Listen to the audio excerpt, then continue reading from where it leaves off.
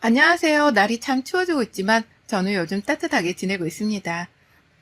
평범한 30대의 남편과 결혼을 했고 혹독한 시집살이로 사계절 무관해서 늘 추운 겨울 같은 하루하루를 보냈었죠. 그러나 40대가 된 지금은 달라졌어요. 하루하루가 너무 따뜻하답니다.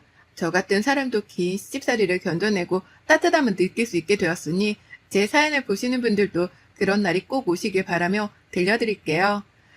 30대 초반에 남편이랑 알게 되었습니다. 제가 공장에서 일을 했는데 사장님께서 저를 너무 예쁘게 봐주셨어요. 어떻게 보면 보잘것없는 저를 사장님이 나서서 본인 아들과 자리를 마련해 주셨습니다. 처음에는 너무 부담스러워 거절을 몇 차례 했지만 가벼운 마음으로 한번 만나보기라도 하라는 말에 만나봤죠. 그런데 만난 사장님 아들과는 나이차도 고작 2살이었고 대화가 너무 잘 통했어요. 사장님께서 늘 제 얘기를 하셔서 궁금했다는 그 사람에게 호감이 점점 생겨나기 시작했습니다. 뭔가 우보스럽지만 딱 처음 본 그날 그 자리에서 어쩌면 이 사람과 결혼할 수도 있겠다는 생각을 했던 것 같아요. 그 후 연인으로 발전한 저희 두 사람을 너무 반겨주셨던 사장님은 제가 덜 힘들게 일할 수 있도록 도움도 참 많이 주셨죠. 그렇게 연애를 2년 정도 하고 바로 결혼을 했어요. 사실 30대 초반 나이에 결혼을 할 생각은 전혀 없었는데 사장님과 남편의 성화에 못 이겨 결혼을 했습니다. 저희 집은 평범한 집안이고 넉넉하지도 않았기에 제가 다 결혼 준비를 해야 했는데 그게 좀 부담이었거든요. 시부가 사장님인데 얼마나 잘 살겠습니까? 워낙 평판도 좋으시고 여유도 있으신데 그런 집에 제가 들어간다니 믿기지도 않았어요. 그러나 시부와 남편은 돈 걱정은 지금도 앞으로도 하지 말라며 저를 안심시켜 주셨고 덕분에 마음이 놓였습니다. 어떻게 보면 딱히 제가 한 것도 없이 시집을 가게 되었죠. 사실 결혼 전에 고민이 있던 건 시부와 남편은 너무 좋지만 시부는 그렇지 않았다는 거였어요. 본인 아들이 너무 아깝고 손해보는 결혼이라며 대놓고 말씀하셨죠. 혜민이 너는 전생에 뭐를 했길래 우리 집안에 시집을 타오니? 참, 네 팔자 펴서 아주 좋겠다. 솔직히 외아들은 우리 혁준이가 너 같은 애랑 결혼한다기에 내가 뒷목 잡고 쓰러질 뻔했어. 제가 많이 부족하죠. 노력할게요, 어머님. 노력하면 다반사 오케이야? 세상이 그렇게 호락호락한 줄 아니? 너 참 팔자 좋은 소리 한다. 세상은 그렇게 호락호락하지 않단다. 혁준이 아빠가 너를 며느리로 꼭 봐야 한다고 난리치지만 않았어도 넌 우리 집에 팔도 못 들였어. 알아? 그렇죠. 앞으로도 하는 거 지켜볼 거야. 누가 봐도 믿지는 장사를 우리 가족이 했으니 넌 잘해야겠지. 어? 나를 화나게 하는 일은 없었으면 좋겠다. 용서할 수 없을 것 같으니까. 알아들어? 네, 알겠습니다, 어머님. 시몬은 대놓고 면박을 주는 게 한두 번도 아니었고 저를 보자마자 인상을 찌푸리는 특유의 표정도 참 많이 보여주셨어요. 그거 볼 때면 마음이 참 씁쓸했지만 적극 참았습니다. 남편이 너무 좋았거든요. 이런 사람과 내가 결혼하다니 싶었습니다. 꼭 금전적인 부분이 아니고 정말 사람 자체가 좋았어요. 거기도 시부는 얼마나 좋은 사람인 줄 제가 잘 아니까 놓치고 싶지 않았던 결혼이었습니다. 결혼 후 시댁 근처에 살았는데 참 힘들었어요. 제가 결혼하고 나서 시부와 남편은 일을 그만두라고 하셨고 한순간에 주부와 백수가 된 저는 시모의 수행비서처럼 온종일을 함께 해야 했죠. 세아가 너 이제 공장에서 힘들게 일하지 말고 집에서 편하게 쉬어라. 계속 그렇게 힘들게 일하면 너 몸 망가져서 못 써. 지금껏 충분히 일했으니 이제 집에서 편하게 있으면서 아기 낳을 준비해라. 이세 부담 주는 건 아니니까 부담 갖지 말고. 아버님 아니에요. 저 아직 젊은데 일하고 싶어요. 아니다. 이 집에 멀쩡한 사내가 있는데 뭐하러 세아가 너까지 돈을 벌어. 충분하니까 편히 쉬어. 그동안 힘들게 산 세월 보상받는다고 생각하고 편하게 생각해라. 그래, 아버지 말 들어. 시아버지가 사장이고 돈 잘 버는 남편이 있는데 왜 당신이 나가서 고생하고 그래? 시부와 남편은 마치 저를 보호해주는 울타리 같은 존재였어요. 어떤 상황이든 늘 저를 먼저 생각해줬고 배려해줬습니다. 그러나 시모는 이런 모습도 마음에 들어하지 않았어요. 너 지금 시간이 몇인데 아직도 자는 거야? 네? 아니에요, 어머님. 저 일어나 있어요. 너 앞으로 일어나면 바로 전화해. 알겠어? 나 옛날에는 시댁 가서 안부 인사를 매일 해야 했어. 이 정도면 많이 봐준 줄 알아. 알겠어? 그리고 오늘부터 집으로 와서 음식도 배우고 살림도 배워라. 알려줄 때 감사하게 여기고. 아, 네, 어머님 지금 갈까요? 그럼 언제 올 건데? 하나부터 열까지 내가 다 말해줘야 하니. 어련히 알아서 눈치껏 좀 행동해. 당장 와! 시모는 이날을 시작으로 남편이 퇴근해서 올 때까지 저를 시댁에 가둬두고 이것저것 부려먹고 일을 시켰어요. 심지어 시댁에서 일하시던 이모님도 휴가를 줘버렸더라고요. 그 큰 집을 저 혼자 쓰고 닦고 청소를 하는데 참 너무하다 싶었습니다. 그 좋은 청소를 두고 바닥을 직접 빗자루로 쓰라고 하질 않나. 걸레질 역시 손걸레로 엎드려서 싹싹 다 닦으라고 했죠. 그 덕분에 무릎은 늘 멍이 들어 있었고 어느 날부터인가 무릎이 너무 아프더라고요. 손목 아픈 건 말도 못했고요. 차라리 공장에서 일할 때가 편했지 싶을 정도로 저를 괴롭혔습니다. 심지어 음식을 할 때는 다시! 다시! 늘 외치며 먹던 걸 뱉어버리고 했어요. 바닥에 퇴하고 뱉었죠. 다시! 이걸 지금 먹으라고 만들었어? 뱉은 거 빨리 치우고. 대체 너는 할 줄 아는 게 뭐가 있니? 하긴 할 줄 아는 거 하나 없으니 공장에서 일이나 했겠지. 네 수준은 참 못 봐주겠다. 어디서 이런 애를 데려와서 결혼한다고 난린 거야? 내 아들이지만 눈이 삐었나? 아유. 어머님, 제가 다시 해볼게요. 그래, 다시 하라고 했잖아. 왜 똑같은 말을 반복하게 만드니? 너 참 이상하다. 답답해 죽겠네, 정말. 아유, 내 팔자야. 참, 너 혹시나 해서 말하는 건데 우리 집에 시집 왔다고 해서 우리 집 재산 탐내거나 그러지 말아라. 한마디로 꿈 깨라고. 알아들어? 네, 탐낸 적 없어요. 웃기고 있네. 내가 네 시커먼 속을 모를까? 시모는 그냥 괴롭힐 수 있는 거 모조리 시키면서 저를 괴롭혔습니다. 심지어 한 번은 백화점에서 머리를 맞은 적도 있었죠. 이날은 본인이 쇼핑을 할 거니 따라와서 짐꾼 역할을 하라고 했어요. 거부할 수도 없던 게 제가 거부를 하거나 말대답을 하면 1시간이면 끝날 게 하루 이틀이 넘어가니까 차라리 참고 말자 싶었습니다. 결국 백화점에 함께 가서 옆에서 짐을 들고 조용히 따라다녔죠. 그런데 시모가 계산을 하다 카드를 떨어뜨렸는데 그 순간 제가 잡겠다는 게 오히려 그 카드를 쳐서 시모 얼굴을 맞춘 겁니다. 순간 시꺼뱄고 당장 사과를 했으나 그 자리에서 머리를 맞았네요. 어머니 괜찮으세요? 아우 죄송해요. 잡으려다가. 이런 미친 망할 것이 뭐하는 짓이야? 어? 너 미쳤어? 일부러 그랬지? 그냥 주먹으로 쳐버리지 그러냐? 어? 뭐 이런 게 다 있어 진짜? 아니요 어머님 그런 게 아니에요. 에이씨 너 때문에 기분 잡쳤으니까 집에 가게 운전이나 해. 망할 것이 이엠뱅할. 아 혹시 이거 구매는 안 하실 건가요 사모님? 연병할 것들이 쌍으로 눈치코치가 없네. 너 같으면 내가 지금 그걸 사고 싶겠니? 어? 너도 머리통 쳐맞고 싶어? 아니에요. 죄송합니다. 죄송해요, 사모님. 죄송한 거 알면 앞으로 내 눈에 보이지 마. 알아들어? 시모는 유명했어요. 인성 쓰레기로 말이죠. 오죽하면 옆에 있는 저를 보는 눈들이 다 동정한 눈빛이었고 어딜 가면 시몬 몰래 제게 뭐 하나라도 챙겨주려고들 했습니다. 반대로 시부는 정말 평판이 좋으셨고 시모처럼 무례한 사람을 절대 가만두지 않았어요. 그러다 보니 시부 앞에서 시모는 타인에게 친절한 척 연기를 했습니다. 그러나 시부 앞에서도 제게는 쌀쌀맞게 굴었죠. 너무너무 힘들어서 참고 견디다 남편에게 말한 적이 있었어요. 이때가 남편이 하던 일을 정리하고 시부 공장을 물려받아서 사장으로 일을 할 때였습니다.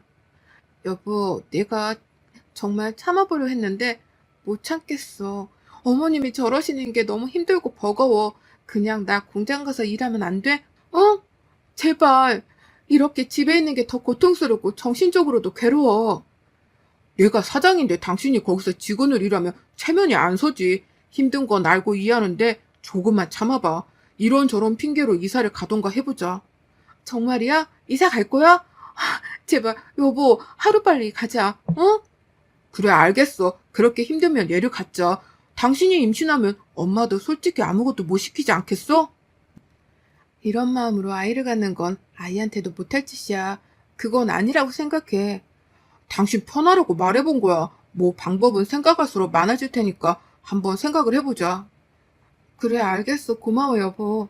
남편은 사장이 되면서 일이 많아진 건지 늦게 귀가하곤 했습니다.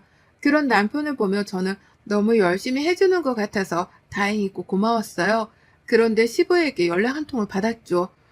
새아가 나다. 다름이 아니고 요즘 혁준이 집에 언제 들어오니?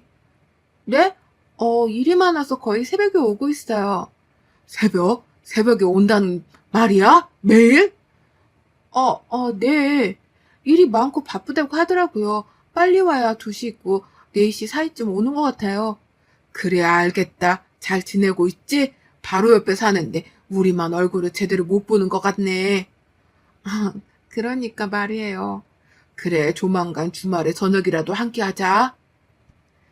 뜬금없는 시부의 물음이 조금 이상했지만 대수롭지 않게 여겼습니다. 남편의 귀가 시간이 점점 더 늦기 시작했고 아예 외박까지 하고는 이른 오전에 제게 옷과 속옷을 가져다 주라고 연락을 하기도 했어요. 여보, 나 깜빡 잠들었는데 속옷이랑 옷 좀 가져다 줄래? 똑같은 걸 입고 근무하기가 조금 그래서 오늘 중요한 미팅도 있고. 알겠어요. 지금 갈게. 전 남편이 너무 열심히 일하는 줄 알았는데 공장에 들린 김에 오랜만에 함께 일하던 동료들을 만나서 점심을 먹으며 들은 얘기로 생각이 달라졌어요. 이야, 우리 혜민이 얼굴 핀 것 봐. 역시 돈이 최고지? 그런 부잣집에 시집가면 삶이 어때? 세상 공기가 달라? 무슨 소리야. 안 그래. 난 오히려 여기서 다 같이 일할 때가 더 좋았어. 웃기지? 에? 이게 무슨 배 아픈 소리야. 너 어디 가서 그렇게 말하지 마. 욕 먹는다? 그나저나 요즘 공장이 많이 바빠? 새벽까지 있어야 할 정도로? 누가 새벽까지 있어? 전혀 아닌데? 내가 이런 말을 해도 될지 모르겠지만 사장님, 그러니까 너희 남편 저대로 두면 안 될 것 같더라. 예전 사장님도 이 상황을 제대로 모르시는 것 같아서 걱정이야. 이러다 하루아침에 공장 문 닫고 백수되면 어쩌냐고 다들 걱정이거든. 왜? 무슨 일인데? 무슨 일은 일을 안 해, 일을. 미팅도 안 하고 맨날 놀러만 다니니까 솔직히 우리가 할 일도 없는 거야. 근무 시간인데 일거리가 없어서 손 놓고 있다니까. 그게 불편해서 거의 매일같이 공장 대청소나 하고 있어. 우리가 일이 바빠서 힘들었지 언제 이렇게 안 바쁜 적이 있냐고. 이게 다 사장님 일을 안 해서 그런 거지. 뭐야? 정말? 미팅도 많고 일 바쁜 줄 알았는데? 야, 전혀 아니야. 제대로 알아봐. 그리고 예전 사장님께도 말 좀 해봐. 이러다 진짜 공장 망할까봐 무섭다. 심지어 지금 2달째 급여도 제대로 못 받은 사람도 있대. 이거 심각한 문제잖아. 내가 여기에 10년 다니면서 단 한 번도 급여 문제로 걱정한 적 없는데 요즘은 무섭다니까? 이러다 퇴직금도 못 받을까봐 미리 땡겨받을까 싶어. 저는 동료의 말을 듣고 너무 충격을 받았어요. 그러나 남편에게는 티내지 않고 시부에게 말을 할 참이었죠. 하필 안 좋은 일은 같이 몰아서 온다고 시부에게 말을 하려고 시댁에 갔을 때는 분위기가 좋지 않았어요. 세아가 왔니? 네, 아버님. 그런데 2분 무슨 일 있으세요? 아유, 내가 못 살아. 이 집안에 사람을 잘 들여야 한다고 했지? 저거 온 뒤로 잘 풀리던 일들도 안 풀리잖아. 멀쩡하던 당신이 어떻게 하루아침에 간암이냐고. 말도 안 돼. 네? 간암이요? 아버님이요? 아버님 병원 어디로 가신 거예요? 확실하대요? 아이고, 별거 아니니까 걱정 말아라. 내가 또 가진 게 돈밖에 없으니 최고 병원에 최고 의사한테 수술 받으면 금방 회복할 거야. 걱정 마. 웃기지 마. 당신 그렇게 여유 부릴 때 아니거든. 당장 입원하자. 1인씩 빼줬다고 하니까 가자고 얼른. 세아가 너는 집에 있거라. 놀랄 거 없어. 울지 말고.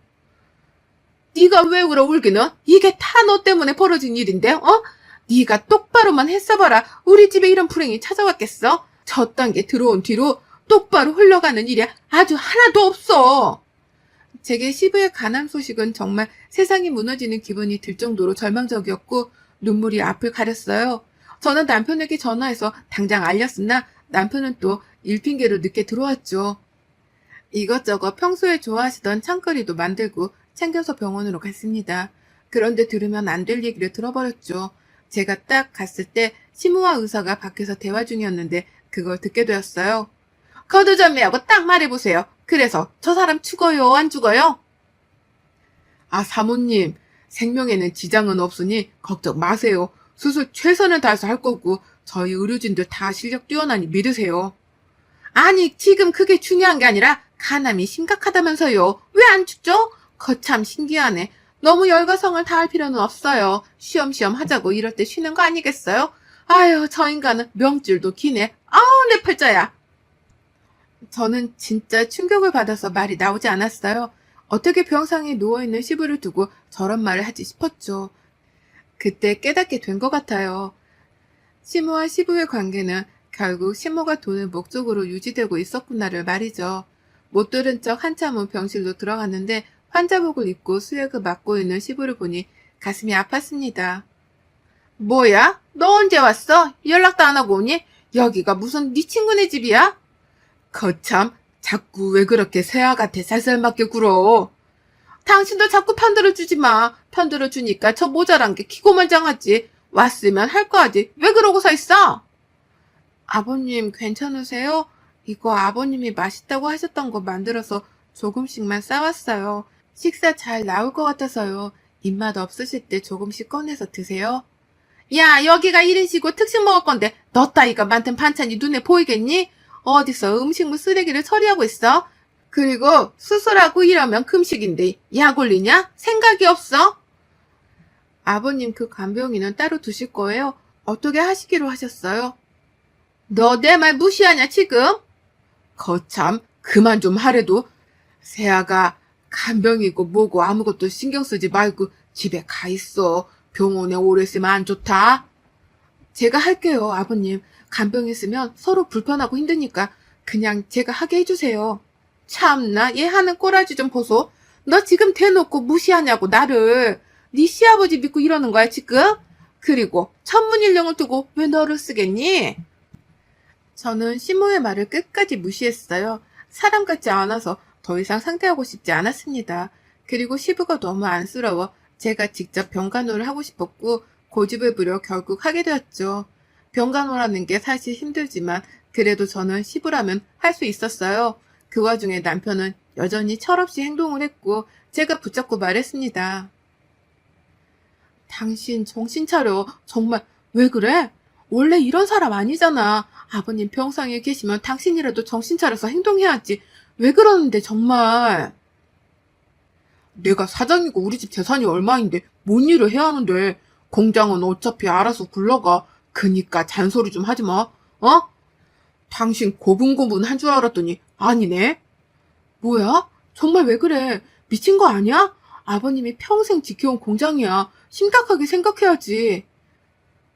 야야, 까부지 마. 조용히 있어 그냥. 이게 잘해주니까 기어오르네? 남편은 제게 선을 넘었고 이날 이후 시무랑 다를 것 없이 제게 행동했습니다. 시부 간병도 솔직히 힘들었지만 마음은 불편하지 않았어요. 다만 남편과 시모의 행동에 점점 더 지쳐가고 있었죠. 제가 결혼한 게 아니라 마치 이 집 노예로 들어온 기분이 들었어요. 그 후 긴 시간 끝에 시부는 회복을 하셨고 집에서 요양을 하셨습니다. 그 곁을 늘 지켰고요. 하루는 저를 불러 말씀하셨습니다. 놀라지 말고 들어라. 내 아들이지만 저 자식 사람 만들기는 글렀어. 여자도 있고 그 여자랑 놀러 다니느라 돈은 흥청망청 쓰고 공장도 말아먹으려고 하고 있더라. 세아가 너가 그 자리를 대신하고 내 아들과 이혼해라. 내 재산은 모두 너에게 줄 거니 새 인생 살아라. 나도 이혼하고 싹 다 정리하고 조용히 살 거다. 정말 충격적인 얘기였지만 남편의 외도 증거를 이미 다 확보해 두신 시부의 굳은 다짐을 보고 전 이 악물고 분에 넘치지만 사장 자리에 앉게 되었어요. 며칠 내내 밤을 새더라도 공장 복구하는데 힘을 썼고 저를 인정해주지 않던 직원들은 저를 인정해주기 시작했죠. 이 과정에서 시부의 도움으로 최고의 변호사들을 통해 이혼 절차도 밟았습니다. 남편의 외도와 시집살이가 결정적 사유였고 남편에게 위자료까지 받아서 나왔어요. 공장의 위자료에 시부의 재산까지 받은 저는 솔직히 평생 놀고 먹어도 충분했지만 공장을 지키는 걸로 시부에게 은혜를 갚기로 결심했죠. 시부와 남편은 노발대발했지만 결국 저와 시부에게 벌어진 저들은 처참한 인생을 맞이하게 되었습니다. 제가 자리를 잡고 안전해진 걸 본 시부는 지방으로 내려가셨고 전원주택에서 편히 살고 계세요. 몸도 많이 회복하셨지만 주기적으로 함께 병원을 가고 있습니다.